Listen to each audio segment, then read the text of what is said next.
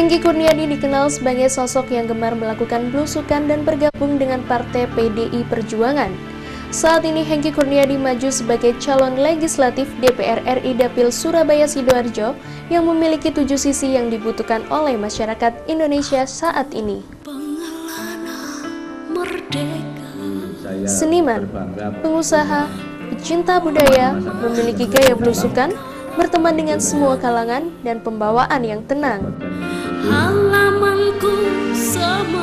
Sebagai seniman tentunya menjadi dirinya ikut berpartisipasi dalam pagelaran seni khususnya di Surabaya.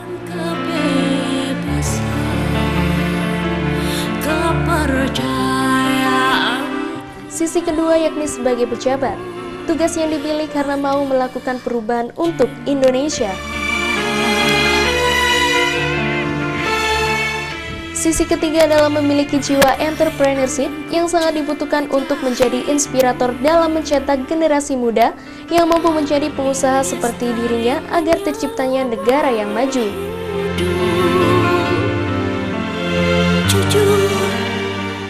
Sisi keempat adalah sebagai pecinta budaya. Budaya merupakan ciri khas yang dimiliki oleh setiap bangsa.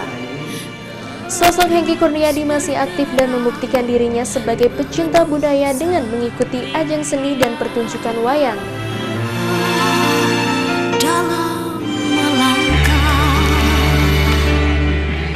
Sisi kelima adalah mau melakukan belusukan untuk mengetahui apa yang diinginkan masyarakat secara langsung dan melebur dengan masyarakat sesuai dengan jiwanya yang sosial.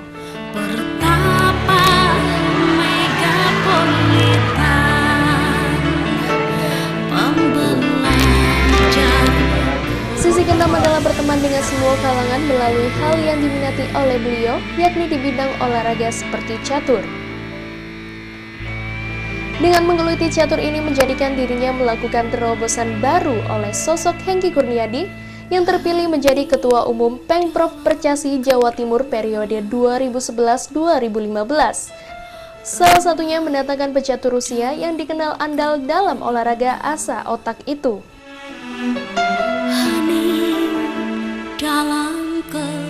Sisi ketujuh adalah pembawaan yang tenang. Pemimpin yang handal adalah bagaimana mereka yang dapat menyampaikan pesannya dengan baik kepada masyarakat. Hal ini merupakan karakter yang dimiliki oleh Hengky Kurniadi.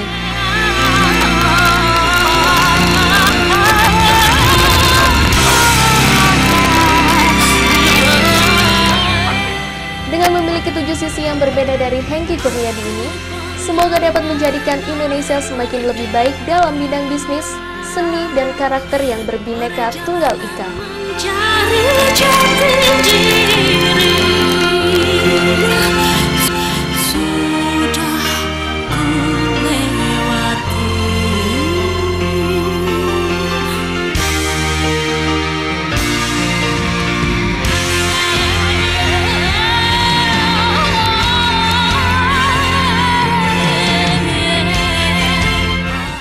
Sosok Hengky Kurniadi adalah pecinta syair, dan inilah salah satu prestasi terbesar yang dilakukan oleh Hengky Kurniadi ketika Surabaya menjadi tuan rumah dalam Forum Penyair Internasional Indonesia. Dalam event ini dihadiri oleh 17 dari mancanegara dan 26 dari Indonesia. Sang penggagas event ini adalah salah satu sang penyair Hengky Kurniadi. Dengan turut mengundang Wali Kota Surabaya Tri Risma hari ini, para penyair dari berbagai negara di 5 benua mendedikasikan puisi yang ditulis di kanvas tersebut sebagai hadiah untuk kota Surabaya. Dan ini menjadi bukti bahwa Hengky Kurniadi benar-benar dapat mengangkat harkat dan martabat Indonesia dengan karya nyata.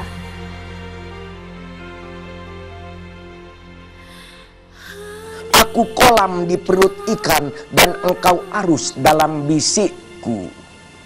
Sungai, saat engkau menjilat langit, langit pun menjadi bersih dari awan, matahari, bulan, dan bintang. Dalam gulita yang sempurna, aku mengerti engkau sedang mengalir. Yang pasti yang seorang wakil rakyat perlu miliki gitu ya. Budaya lah, kalau bukan budaya Indonesia ya sama aja. Yang pasti dia selalu bergerak dari budaya Indonesia, karena kita udah punya budaya sendiri. gitu. Dan itu sudah sesuatu yang luar biasa sebagai bangsa, itu budaya yang luar biasa. Jadi kita nggak perlu bawa-bawa budaya dari luar misalnya, ya kita udah punya kok. Dan itu, dan ketika ada orang-orang yang mau berbasis budaya dan sudah menunjukkan hasilnya, pergerakannya di situ, menurut saya itu salah satu salah satu acuan yang baik. Jadi dengan majunya Pak Hengki, ini juga harapan kita semua bisa memberikan dukungan, karena kami betul-betul mengetahui dengan pasti sosok Pak Hengki. Oh, di bidang kebudayaan dia menguasai kesenian, kebudayaan, dan humanis. Dia sangat peduli pada kehidupan bersama, keseimbangan kehidupan bersama, dia sangat peduli. Itulah yang saya percaya, dia kalau terpilih, ya mudah-mudahan ada harapan dia terpilih dong sebagai teman ya. Mudah-mudahan dia bisa memperjuangkan cita-citanya untuk menjaga keseimbangan hidup lewat karya-karya dia.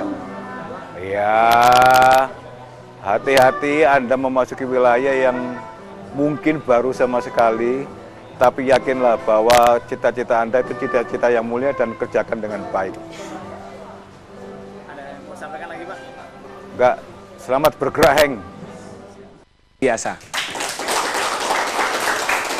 Apa kabar pemirsa? Selamat malam, kita berjumpa di Seven Show with Hengki Kurniadi, dan bersama saya sudah bersama Pak Hengki juga dan seluruh hadirin yang sudah rawuh pada malam ini. Terima kasih sudah menyempatkan waktunya. Selamat malam Bapak Ibu. Sehat semua? Luar biasa ya? Luar biasa. Oke, pemirsa, sebelum kita memulai perbincangan tadi di awal, pemirsa sudah melihat ada VT, ada penayangan video terkait dengan target, kemudian visi, misi, dan banyak hal tentang Hengki Kurniadi begitu. Ada juga beberapa tokoh mengundang penyair dari beberapa negara dari seluruh dunia, ini luar biasa datang ke Surabaya.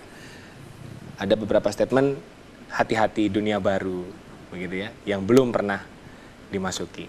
Semuanya itu kan sudah sejatinya sering dilakukan Pak Hengki, betul Pak Hengki? Ya. Lalu bagaimana Pak kalau topik kita malam ini kan leadership style gitu ya, gaya kepemimpinan gitu. Dengan banyaknya rekan-rekan sahabat-sahabat yang begitu mengapresiasi Pak Hengki dengan segala kebiasaan yang sudah dilakukan jauh sebelum mencalonkan diri sebagai anggota legislatif nantinya. Seperti apa pandangan Pak Hengki? Statement rekan-rekan tadi. Iya, setiap insan itu mempunyai gaya kepemimpinan masing-masing. Sesuai dengan kemampuannya, sesuai dengan memang berasal dari habitat mana. Yang penting natural, alamiah, dan tidak dibuat-buat. Mengalir saja gitu kan. Karena masing-masing itu mempunyai kekuatannya sendiri. Ada yang kuat di bidang analisis, ada yang kuat di bidang mungkin pengaruhnya karena mempunyai karisma. Ada yang di bidang karena teliti. Dan mempunyai kemampuan manajerial yang baik, bermacam-macam memang gaya kepemimpinan itu. Dan masing-masing mempunyai kelebihan dan kekurangannya masing-masing. Luar biasa. Pak Hengki juga punya kelebihan dan kekuatan tersendiri ya Pak Hengki? Iya, masing-masing mempunyai gaya sendiri-sendiri. Baik, lepas dari VT yang sudah ditayangkan tadi pemirsa, malam ini kita ulangi sekali lagi, tema kita malam ini adalah leadership style. Kita akan membahas gaya kepemimpinan para pemimpin Indonesia dari masa ke masa Bapak Ibu. Banyak sekali perubahan Pak Hengki ya. Dari zaman pertama kali Indonesia merdeka, presiden pertama kita, hingga presiden kita yang saat ini memimpin negara.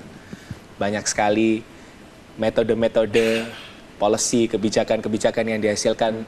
Ada yang diimplementasikan dengan baik, ada yang ditentang habis-habisan oleh masyarakat Indonesia, ada juga yang terlalu sibuk mengikuti perkembangan zaman begitu ya, karena mungkin teknologi juga sudah luar biasa, jadi seakan-akan tidak ada wibawa begitu ya. Awal Pak Hengki saya mau nanya dulu begitu ya, makna pemimpin negara sebetulnya di mata seorang Hengki Kurniadi ini apa? Iya, sangat penting ya, apalagi kami yang biasa dari Indonesia. biasanya itu seorang pemimpin itu kan di sini kan dulu kerajaan. Kalau di Barat memang sudah biasa kuat sistemnya. Jadi sistem kuat. Misalnya di Belgia pada saat ini sudah 1 tahun kepemimpinannya itu masih bermasalah selama setahun. Tapi itu berjalan saja karena memang sistem pemerintahnya itu bagus. Tapi kalau di Indonesia kita tidak bisa membayangkan tanpa ada kepemimpinan yang kuat, kemudian sistem itu bisa tertata dengan bagus. Karena memang di sini infrastrukturnya, sistemnya itu masih perlu panjang untuk dibenahi. Indonesia negara berkembang dengan banyak sekali karakter para pemimpin yang terdahulu hingga yang saat ini menurut Pak Hengki apakah sudah tepat figur-figur pemimpin Indonesia? Coba kita flashback mulai dari yang pertama kali. Setiap zaman itu pasti melahirkan pemimpin, betul ya kan? Jadi Soekarno itu memang paling pas ketika zaman itu. Kemudian setelah itu penggantinya Soeharto, kemudian Habibie yang waktunya setahun, kemudian Gus Dur yang kiai, kemudian Bu Mega, kemudian SBY. Sekarang mau ke-7 ini. Siapakah? Mau ke-7 ya, presiden ke-7. Yang pertama memang lahir pada zaman itu. Katanya itu Satrio Kinunjoro. Jadi Satrio yang sudah biasa di penjara. Dibuang, dipenjara di penjara Sukamiskin di Bandung, dibuang di Bengkulu, dibuang ke ND. Tapi dibuang itu bukan semakin lemah semakin kuat. Semakin belajar, dan itu malah mempersiapkan Indonesia merdeka. Soekarno itu dasarnya karisma. Karisma dan mempunyai gagasan-gagasan besar. Sampai saat ini kalau kita melihat warisan gagasannya luar biasa. Sampai sekarang misalnya di bawah bendera revolusi itu, setiap tulisan itu berasal dari sumber-sumbernya kan ada. Betul. Jadi bacaannya itu luar biasa. Kemudian dia mengkristalisasi pemikiran dalam satu gagasannya. Jadi DBR itu alias di bawah bendera revolusi itu memang sudah kristalisasi dari beberapa gagasan-gagasan besar dunia pada saat itu. Ini luar biasa. Bahkan disebut saking kuat karismanya itu lelanangi jagat, itu kan ya. Dan wanitanya yang setelah sama Bung Karno tidak menikah lagi. Siapapun, coba lihat di dalam sejarahnya. Jadi karisma yang kuat. Memengaruhi John F. Kennedy, memengaruhi Khrushchev, memengaruhi Jawaharlal Nehru, memengaruhi Gamal Abdul Nasir. Dia memang luar biasa. Sebelum kita berlanjut ke pemimpin-pemimpin Indonesia ya, yang lain kita break dulu, Pak Hengki. Dan pemirsa jangan kemana-mana, Seven Show with Hengki Kurniadi dengan tema kita malam ini yang luar biasa, gaya kepemimpinan dari masa ke masa akan kembali setelah jeda pariwara berikut ini. Seven Show with Hengki Kurniadi, dan kita sudah di awal tadi sudah sedikit membahas tentang sosok presiden pertama untuk Indonesia, begitu ya Pak ya. Kemudian ada diteruskan oleh Soeharto, kemudian diteruskan lagi oleh Habibie, diteruskan lagi kemudian oleh Gus Dur, Abdurrahman Wahid, Kiai Haji Abdurrahman Wahid, kemudian dilanjutkan lagi oleh Megawati, Ibu Megawati Soekarno Putri, dan sekarang adalah Susilo Bambang Yudhoyono. Dan sebentar lagi adalah presiden ke-7 begitu. Kita singkat saja Pak. Sebetulnya gaya kepemimpinan yang pas untuk negara seperti Indonesia ini di mata Pak Hengki bagaimana? Setiap zaman beda, setiap zaman berbeda, tingkat kebutuhannya berbeda. Kalau kita ngomong Indonesia sekarang ini ya, kalau Indonesia sekarang itu ya kita perlu banyak berubah gitu. Dan perubahan itu tidak bisa hanya orang-orang yang sudah kita ketahui ini. Jadi bagaimana sekarang polanya itu kuat ke bandulnya ke kerakyatan. Karena sebagaimana banyak dirasakan itu New Lib itu ya, New Lib yang lebih liberal itu lebih kuat sekarang, lebih kuat. Asing itu juga kuat sekali cengkeramannya di bumi Indonesia. Bukan berarti kita tidak bisa melakukan kerjasama, kita melakukan kerjasama, tapi jangan sampai dominasinya itu kemudian sampai kita tidak bisa melakukan apa-apa. Kedaulatan sebagai negara jadi berdikarinya secara ekonomi jadi diragukan. Baik, menurut Pak Hengki apakah Indonesia ini juga pemimpin yang pas adalah pemimpin yang demokratis, yang welcome dengan dunia luar dalam arti perkembangan globalisasi atau yang bagaimana? Demokratis harus ya. Demo itu kan artinya demos. Demos itu rakyat. Ya. Kratin itu dari bahasa Yunani. Kratin itu artinya pemerintahan. Jadi artinya demokrasi itu pemerintahan yang berasal dari rakyat. Bukan rakyat semua dari itu memimpin, tapi lewat pendelegasian, lewat sistem. Karena itu demokratis suatu keharusan. Tidak ada lagi kepemimpinan otoriter itu sudah tidak ada lagi. Mungkin di Korea Utara pun suatu ketika nanti akan berubah dengan perkembangan zaman saat ini, tidak bisa tertutup lagi. Jadi semua itu harus demokratis, tapi demokratis yang tidak awut-awutan ya. Semuanya akhirnya tidak melakukan sembarangan, kemudian tidak bertanggung jawab. Jadi demokrasi itu harus ditafsirkan dengan ini, disiplin sebagai suatu negara dengan perundangan, sosial kontraknya jelas. Baik. Kita undang juga pemirsa di rumah, kalau mungkin ada yang ingin berinteraktif dengan kita, mungkin bisa langsung bertanya kepada Pak Hengki, atau mungkin ingin memberikan sudut pandang tersendiri terkait dengan pemerintahan dari zaman ke zaman ya Pak ya. Di line telepon di 0318202015. Mungkin di studio ada yang ingin memberikan pendapat tentang pemimpin, seorang leader. Kita sebut Indonesia presiden, begitu ya, presiden yang memimpin bangsa, yang pas dari zaman ke zaman, yang makin ke sini ya mau tidak mau presidennya juga harus mengikuti perkembangan zaman. Mungkin ada yang mau, Bapak monggo silakan. Terima kasih kesempatan yang diberikan kepada saya. Selamat malam sahabat perubahan. Selamat malam. Jadi sesuai dengan temanya ini sahabat perubahan, jadi Pak Hengki namanya ini. Yang terhormat Kanjeng Raden Aryo Probo Hadiningrat, Hengki Kurniadi. Ya. Jadi saya ingin bertanya, sesuai prolog yang sudah ditayangkan, Pak Hengki mempunyai kedudukan atau jabatan yang tidak rendah lagi, bahwa banyak anugerah gelar-gelar yang sudah diterima. Namun kenapa pada saat ini masih ingin nyalek, begitu maksud saya. Oh iya. Terus ini yang kalau mungkin dari saudara Surabaya dan Sidoarjo, Tuhan mengizinkan untuk mengantar Pak Hengki masuk ke Senayan, nanti ini apa, pendidikan arahnya dibawa kemana, sesuai apa yang pernah saya lihat di belusuan di kampung 1001 Malam, itu menunjukkan bahwa apa, pendidikan belum terjangkau kepada masyarakat bawah. Jadi memunculkan kebodohan dan kemiskinan. Sebab apa ya?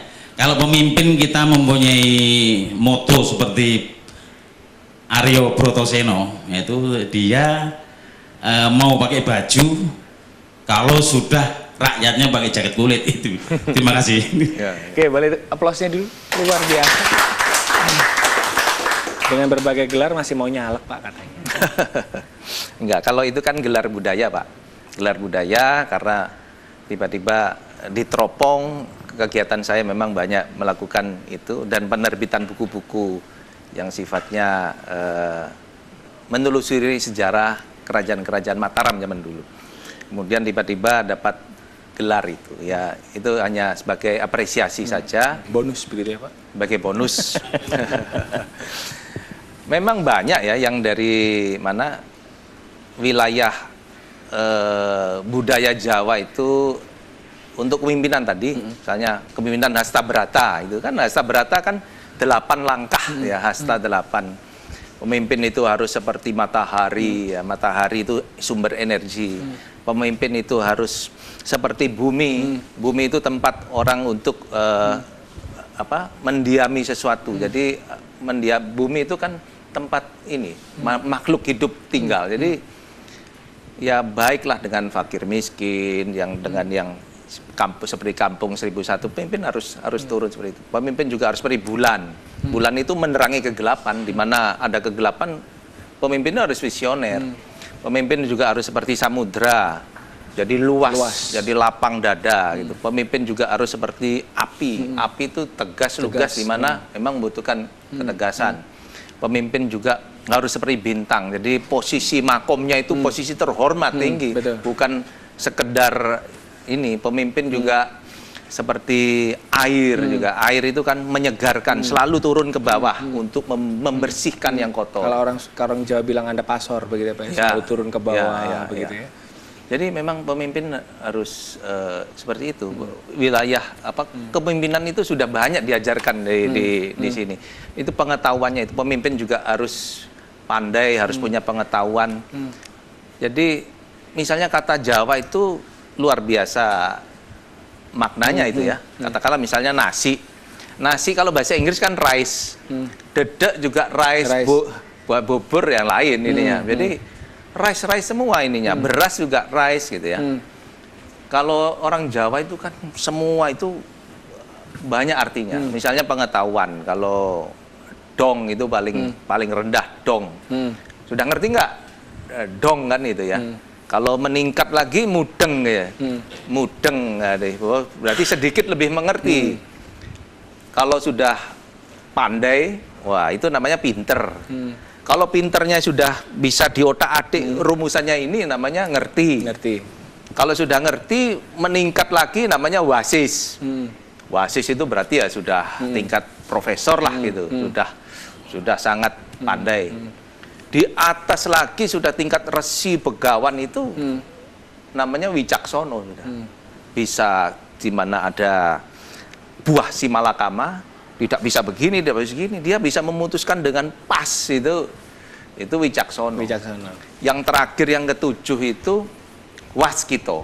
Nah, kalau waskito ini weruh sadurunge winarah. Jadi sudah bisa mengetahui ke depan. Pemimpin perlu kadang-kadang seperti waskito ini. Jadi bukan supranatural saja, tapi juga dia karena pengalamannya di penderitaan Waskito ya Pak ya? batinnya. Waskito itu tadi ketujuh ya Pak. Jadi visioner. Orang visioner itu kan seolah-olah menggenggam masa depan. Jadi tahu apa yang dilakukan. Nah, di depan itu sudah visioner. Oh begini gambaran ke depan, perancangan masa depan. Jadi seolah-olah menggenggam masa depan. Visioner, waskito. Jadi pemimpin itu perlu mengetahui apa harus yang punya visi yang harus punya visi jauh ke depan. Ya. Tingkat ketujuh ya Pak itu ya? Tingkat ketujuh. Nomornya 7 jangan lupa. Ya. Boleh plus dulu. Pak Hengki nanti juga masih akan menceritakan terkait dengan pemerintah bukan negara. Ya. Sebuah susunan kata-kata yang mungkin Bapak-bapak di sini juga ingin tahu atau mungkin yang sudah tahu, tapi kita pertebal lagi apa sih maksudnya. Apakah pemerintah bukan negara ini ada makna lain? Tentunya kita akan obrolin ya Pak ya setelah jeda pariwara berikut ini. Jangan kemana-mana. Seven Show with Hengki Kurniadi akan kembali setelah jeda berikut ini. Masih bergabung, kita juga sudah membuka line telepon. Mungkin pemirsa di rumah ingin berinteraktif dengan kami yang ada di studio. Mungkin ingin bertanya langsung ke Pak Hengki atau ingin memberikan statement begitu. Sudut pandang pemirsa di rumah yang malam ini luar biasa, seluruh Jawa Timur menonton kita. Mungkin balapan telepon ke SBO Pak, pengen berbagi saran dan sudut pandang terkait gaya kepemimpinan dari masa ke masa yang sekarang sudah masuk ke tahun 2014 yang eranya sudah luar biasa mendekati era globalisasi begitu. Nomor teleponnya 031-820-2015. Memang agak susah, mohon maaf karena yang telepon luar biasa banyak sekali Pak Hengki ya. Tadi ada satu yang belum dijawab, pendidikan ini mau dibawa kemana begitu ya Pak ya? Kayak lagunya Armada ya Pak ya? Mau dibawa kemana begitu ya Pak? Mau dibawa kemana pendidikan ini? Ya ini kan saya kalau nanti misalnya ini kan tugas itu kan tentu dari fraksi ya, dari seandainya, partai, ya, seandainya. Pendidikan itu wilayah yang sangat luas, sangat besar ya. Jadi itulah salah satu kebesaran Jepang, Jerman dan lain sebagainya karena memang pendidikan itu luar biasa. Tapi yang utama adalah bahwa pendidikan kita itu jadi sekrup di suatu mesin besar. Nggak ada kita itu menciptakan kreator. Misalnya begini, kenapa orang minum kopi itu kok mesti gayanya kok Starbucks gitu. Kok Starbucks yang ada di Tunjungan Plaza, ada di mall-mall, ada yang ini. Kok Starbucks gitu. Di seluruh dunia juga kopi Starbucks. Apa kita nggak ada kopi gitu? dia bisa mencipta. Produknya sama ya, kopi gitu. Dulu komputer juga ada IBM. IBM. Jadi kalau di Republik Rakyat Tiongkok itu besar, bisa bikin pabrik banyak, tapi nggak bisa mencipta, dibeli itu. Kemudian jadi Lenovo, hanya membeli merek saja, hanya jadi penjahit, jadi apa, memproduksi saja, mempermak. Bank juga dia memperkenalkan Citibank, kan produknya kan sama juga, perbankan ya juga begitu. Kita misalnya ayam gitu ya. Ayam itu kan enak, Mbok, enak yang ayam kita itu yang ini kenapa kau selalu McDonald, kenapa Kentucky Fried Chicken. Jadi dia memang mencipta itu. Kemudian mencipta kredit card juga. Sehingga seluruh dunia ikut semua ke kredit card. Mencipta yang namanya Windows. Jadi orang kalau komputer semua memakai produk Windows. Kemudian mencipta Facebook, mencipta Twitter, jadi semua ikut Facebook. Apakah kita tidak menghasilkan pendidikan generasi yang menjadi pencipta, menjadi kreator? Begitu lulus jadi sarjana, bingung saya mau mencari kerja apa gitu. Kepingin jadi PNS, kepingin saya jadi buruh di mana, jadi karyawan di mana. Ini masalah besar. Kalau jadi caleg itu paling celaka kalau saya ingin mencari pekerjaan di sini. Nah, itu cilak. Jadi pengangguran kemudian menjadi caleg di sini. Nah, ini jadi bermasalah. Orang harus sudah selesai masalah kebutuhan hidupnya. Maksudnya kebutuhan dasar rumah tangganya sudah selesai. Di sana itu tujuan mulia untuk menciptakan suatu, membuat suatu konstitusi kan. Membuat suatu apa ya, undang-undang, membuat suatu rancangan yang ini jadi kontrak hidup bersama ini ke depannya ini. Kalau hanya ajang ini kan jadi masalah. Jadi pendidikan ini lebih baiknya seperti apa, Pak? Apakah memang kurikulumnya harus berubah. Jadi sekarang ini kalau saya melihat bangsa ini, kenapa kita ada semacam chaos of thoughts. Jadi kekacauan dalam pikiran. Pikirannya pikiran kolektif, maksudnya pikiran semua bersama. Jadi peperangan kita itu sebenarnya bukan peperangan fisik, tapi peperangan yang ada di dalam pikiran, ada di benak. Battle in the mind. Jadi peperangan yang ada di ini, perang semua ini kan, perang gagasan, perang merek kita. Kalau jalan-jalan tuh semua banyak apa, advertising, banyak apa, iklan-iklan di mana-mana. Semua itu misalnya kalau mau minum, saya mau minum apa ini, iklan minuman banyak gitu kan. Inilah terjadi chaos. Kita ini sebagai suatu bangsa kita bingung. Apalagi kalau kita melihat penyakit-penyakitnya dari chaos of thoughts ini. Jadi dari kekacauan pemikiran, berarti benak kolektif rakyat ini jadi masalah. Berarti harus ada policy baru terkait dengan pendidikan, begitu Pak Hengki? Itu perlu kepemimpinan. Oke, kita tahan dulu, ada yang antri mau masuk. Oh, Pak. iya. Sudah susah-susah ini loh Pak. Kita sapa dulu ya. Selamat malam. Selamat malam. Selamat malam, dengan Bapak siapa, di mana Pak? Dengan Mas Anam di Lamongan. Waduh, selalu berhasil Mas Anam ini untuk masuk di Seven Show ini Pak. Luar biasa. Sepertinya terus menerus ada chipnya ini, jadi cepat masuknya. Apa kabar Mas Anam? Alhamdulillah baik. Iya, Lamongan bagaimana kabarnya? Saat ini mendung ya. Iya. Baik, Mas Anam, mungkin ada yang ingin disampaikan. Tema kita malam ini adalah gaya kepemimpinan dari masa ke masa. Mungkin Mas Anam ingin menyampaikan sudut pandang dari Mas Anam, atau mungkin ingin bertanya langsung kepada Pak Hengki. Monggo, Mas Anam. Iya, Pak Hengki, selamat malam. Selamat malam. Ini saya mau tanya tentang gaya kepemimpinan. Sebelumnya saya ingin membahas gaya kepemimpinan idola saya, Pak. Yaitu Pak Jokowi.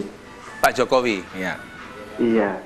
Pak Jokowi ini kan gaya kepemimpinannya kan suka dengan belusuan, dekat dengan masyarakat. Tetapi di sini ada oknum yang mengatakan bahwa itu hanya gaya-gaya modus, Pak. Gaya-gaya? Modus. Iya. Dia mau belusuan hanya karena menjelang pemilu misalkan. Iya. Dari statement ini, Pak, saya tuh antara setuju dan tidak setuju, Pak. Sebab di daerah saya itu ada politisi, Pak. itu dulu jauh sebelum mendekati pemilu itu dia nggak pernah belusuan. Tapi karena dia nyalek, akhirnya dia saat ini sering belusuan ke pasar, kemana gitu Pak. Di sisi lain kalau saya lihat Pak Jokowi ini enggak. Pak Jokowi dari dulu dari kepala daerah di Solo memang suka belusuan. Kok dibilang seperti ini? Itu pandangan Pak Hengki bagaimana seperti itu? Oke, ada lagi Mas Anam? Ucapan terima kasih. Baik. Sukses buat Pak Hengki. Baik. Terima kasih Mas Anam. Selamat malam. Boleh aplausnya dulu? Jauh-jauh dari Lamongan. Gimana Pak? Kalau saya melihat memang yaitu kepribadian Jokowi, ya. Jadi sebelum jadi gubernur di Solo itu dia paling piawai, paling pandai untuk orang itu bisa bukan digusur ya, tapi bisa dengan suatu kesadaran sendiri merasa direlokasi begitu ya? Direlokasi. Jadi bukan penggusuran mereka. Mereka itu merasa orang Jawa diwongke, jadi dimanusiakan, dihormati. Ya itu tentu tidak bisa hanya satu kebijakan ditandatangani, kemudian anak buahnya dengan kasar lewat Satpol PP, kemudian diobrak gitu kan nggak bisa. Dia mendatangi satu persatu, menanyakan apa masalahnya, dia mendalami itu, kemudian dia ikut menyelesaikan. Itulah mengapa masyarakat Solo ketika itu sangat mulus sekali, bukan digusah ini. Ini ketika ada begini, wah ini terilhami nih. Ini yang penting jadi bukan digusur begitu aja. Ketika anak-anak SMA itu kemudian anak-anak kejuruan, ya, sekolah menengah kejuruan SMK ya, membuat mobil, loh ini kan luar biasa ada anak ini menjadi kreator gitu. Jadi utak-atik gaduk ini kan luar biasa membuat mobil anak sekolah menengah kejuruan. Dia langsung menangkap ini, bagaimana ini bisa diperjuangkan menjadi, walaupun tentu banyak kelemahan ya sebagai SMK. Tapi itu bukan dari negara loh, tapi dari ini pendidikan tiba-tiba muncul kreator ini yang harus dirawat. Baik, akhir-akhir ini fenomena masyarakat Indonesia bukan hanya Surabaya atau Jawa Timur, Indonesia ini suka banget begitu loh Pak sama gaya kepemimpinan belusukan begitu. Gayung Bersambut wali kota Surabaya juga senang belusukan. Nggak kenal waktu, begitu ya Pak. Tengah malam ya turun, pagi buta ya turun. Kebetulan figur Gubernur DKI juga begitu, jauh-jauh sebelum di Jakarta juga sudah begitu. Nah ini apakah gaya pemimpin, leadership style yang seperti ini? Kita tidak mengatakan fenomena ya Pak ya. Karena baru-baru ini saja masyarakat Indonesia suka sekali dengan figur orang-orang yang turun langsung ke lapangan untuk tahu permasalahan begitu. Apakah sebetulnya masyarakat Indonesia butuh figur yang seperti itu? Jadi begini, belusuan itu bukan dari 100% kegiatannya itu kemudian seluruhnya belusukan. Kemudian tidak pernah kerja-kerja analisis, memimpin rapat, mengarahkan anak buah, bukan begitu. Belusukan itu sebagai salah satu. Dan itu adalah bagian dari kepemimpinan, bagian dari managerial skill yang check and recheck. Jadi bukan hanya menerima masukan dari anak buah, terus asal Bapak senang, oh sudah bagus Pak begini. Dia tidak percaya. Kalau kita melihat dulu raja-raja yang baik, dia menyamar diri untuk masuk ke rakyat tanpa ada suatu protokoler yang banyak. Dia hanya 1-2 orang pengawalnya, semua menyamar masuk ke rakyat untuk melihat, menyelami, oh kondisi sesungguhnya, kondisi real di rakyat bagaimana. Nah saat ini ya tentu tidak menyamar, ya belusukan pelan-pelan itu masuk. Karena kalau hanya menerima laporan kemudian tidak asal Bapak senang itu ABS, ya ini kan jadi masalah. Selalu jadi masalah karena pemimpin yang tidak melakukan belusukan, tidak tahu kondisi nyata, dia mudah menjadi ini. Lingkungan itu kan seperti memabukkan. Betul. Minuman yang memabukkan, semua memuja, ayo Pak, ayo. Akhirnya jadi sombong, jadi takabur. Pemimpin itu kemudian jatuh. Tapi ketika dia turun ke bawah, dia melihat kenyataan-kenyataan yang ada, dia lebih mawas diri. Kewaspadaan batin itu ada ketika bersentuhan dengan rakyat. Karena langsung dan tulus. Karena langsung. Baik, kita break dulu. Masih ada beberapa poin yang belum dijelaskan Pak Hengki. Dan lagi begini, kalau di pewayangan itu kan Kurawa itu selalu kumpulannya kan lingkungan sekitarnya ada Durno, Betul. ada Sengkuni. Sengkuni. Jadi ya sudahlah jadi Kurowo. Sementara Pendowo ini kan punakawan. Punakawan itu ya rakyat. Jadi pemimpin itu memang harus ke bawah. Sudah jelas bedanya begitu. Punakawan Pak harus. Hengki. Baik.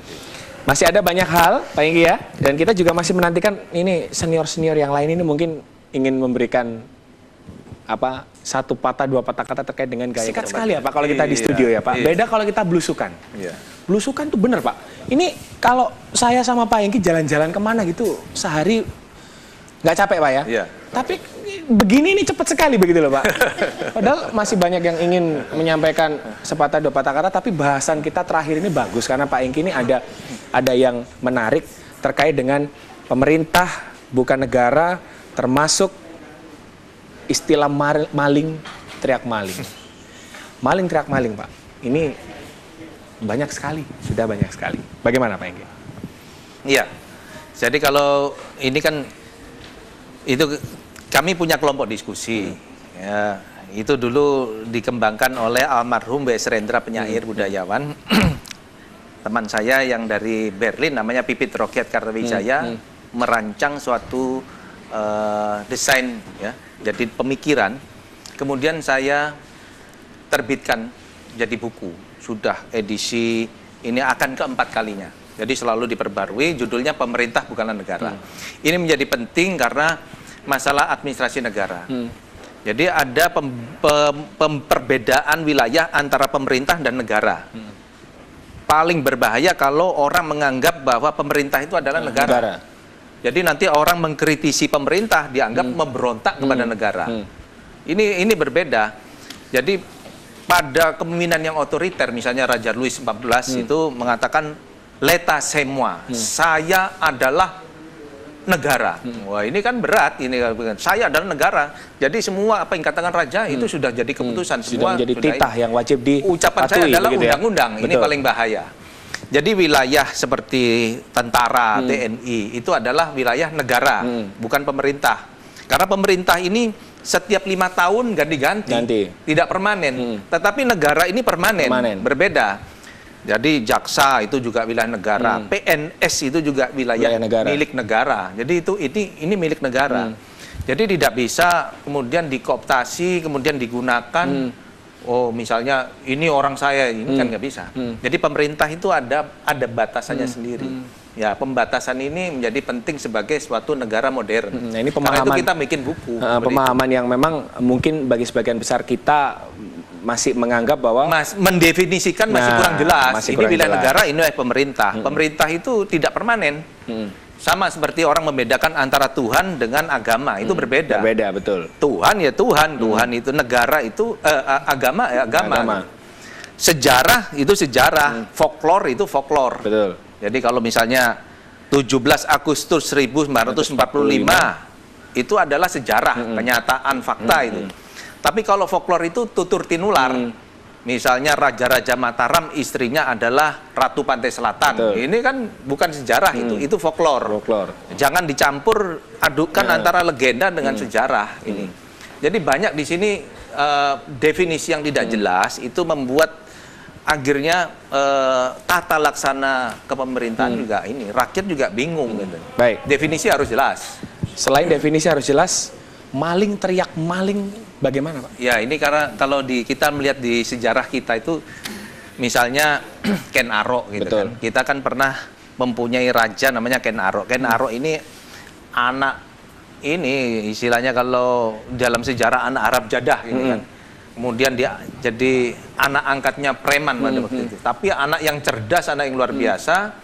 Kemudian dia melihat pemimpin pada waktu itu namanya Tunggul Ametung. Betul, Tunggul Ametung itu mempunyai istri yang sangat cantik sekali namanya Ken Dedes. Jadi dia melihat Ken Dedes, waduh kalau ini bisa jadi istriku ya, luar biasa. Tunggul Ametung ini kalau kekuasaan luar biasa, kalau saya bisa berkuasa seperti Tunggul Ametung ya luar biasa. Kemudian dia punya rancangan pesan keris kan sama Bu Gandring. Pesan keris dipesankan itu ya.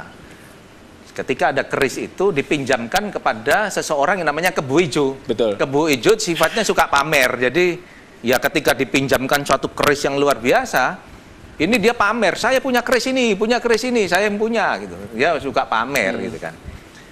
Nah, ketika sudah waktunya diminta kembali kerisnya sama Ken Arok. Kemudian Ken Arok membunuh Tunggul Ametung. Tunggul Ametung terbunuh, dibiarkan keris itu tertancap. Kemudian rakyat bingung melihat, wah ini ternyata Kebo Ijo yang membunuh Tunggul Ametung ini. Yang membunuh Tunggul Ametung ini cuci tangan. Kebo Ijo. Di sanalah Ken Arok tampil sebagai pahlawan. Sebagai pahlawan. Dicabutnya keris itu, kemudian dibunuh lah yang namanya Kebo Ijo. Kebo Ijo tidak sempat membela diri. Sudah selesai duluan, Pak? Sudah dibunuh dulu kan, sebelum dia memberikan kesaksian, dibunuh. Lalu tampillah Ken Arok sebagai hero, sebagai pahlawan. Dan dia memperistri Ken Dedes. Kemudian dia menduduki jabatannya menggantikan Tunggul Ametung. Namun pada akhirnya karena itu karma berlanjut, dia dibunuh oleh, ketika itu Ken Dedes mengandung anaknya Tunggul Ametung yang namanya Anusapati. Dia dibunuh ketika Anusapati disadarkan oleh ibunya. Jadi itulah kejadian maling teriak maling. Dan itu bisa terjadi di mana saja. Itu Indonesia budaya, Pak. Ketika tahun 65, analisa-analisa itu kan muncul. Betul. Kan ini sudah biasa, kita ini sudah biasa. Ketika Saddam Hussein membunuh menantunya sendiri, orang, waduh luar biasa Saddam Hussein ini. Tidak manusiawi, kenapa menantunya dibunuh? Kita sudah ada, zaman Sultan Agung itu ada pemberontak namanya Ki Ageng Mangir. Ki Ageng Mangir itu berontak di Jawa, kemudian diumpankan putrinya sendiri oleh Sultan Agung. Ketika sudah diperistri, lalu menantunya Ki Ageng Mangir itu mau sungkem kepada Sultan Agung, kepalanya dibentur-benturkan sampai mati.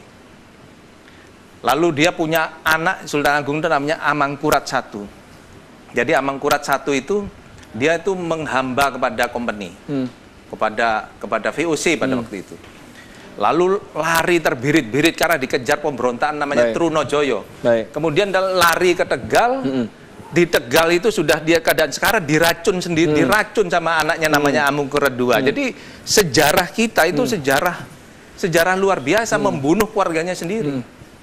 Jadi kalau sekarang itu di dunia politik, ya ini kita harus lebih beradab daripada yang zaman ini. Ini sejarah loh, bukan lebih beradab, katanya Pak Hengki lebih beradab. Fenomena maling teriak maling berarti tidak membunuh, Pak. Tidak membunuh secara fisik, begitu ya. Bagaimana Pak Hengki? Baik, kesimpulan Pak Hengki. Indonesia negara yang berkembang. Sudah generasi-generasi muda ini sudah pinter-pinter. Mereka sudah pandai sekali untuk mengetahui sosok-sosok leader yang akan menjadi pemimpin mereka, begitu. Usia emas SMP saja sudah pandai sekali di Indonesia zaman sekarang ini. Menurut Pak Hengki, figur yang pas memimpin Indonesia, orang yang seperti apa? Karakter yang seperti apa? Kita ini sudah diramal oleh Ronggo Warsito, penyair pertengahan abad 19 itu dia membuat penyair 11 bait. Tapi itu kembali lagi waskito, weruh sadurunge winarah. Jadi zaman pertama adalah zaman Kolotido. Zaman Kolotido itu zaman ragu-ragu. Jadi kalau antara kebenaran dan salah tuh jadi nggak jelas. Ambigu, Pak ya? Ambigu, selalu ambigu. Itu benar, salah, itu ambigu. Jadi antara kebatilan, kebaikan itu ambigu semua. Akhirnya zaman yang serba begini menghasilkan zaman Kolobendu.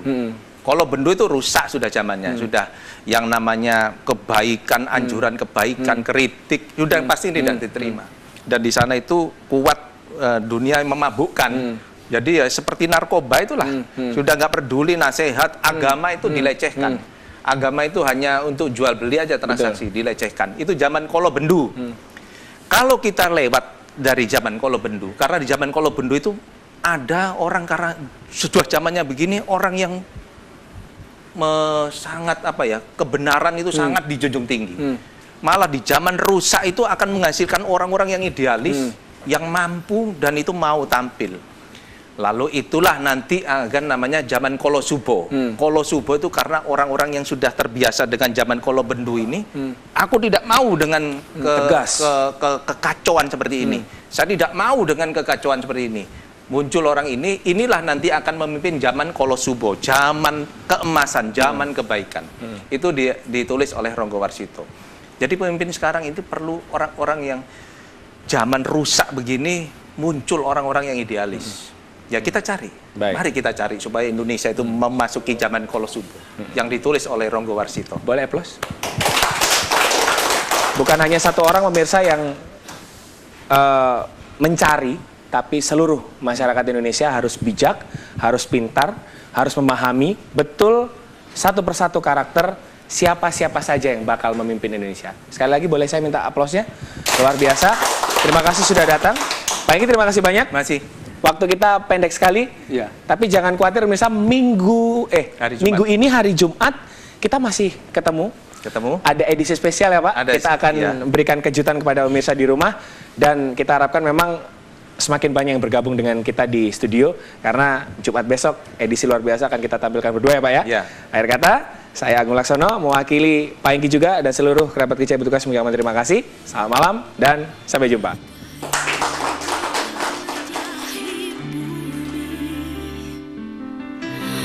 Misteri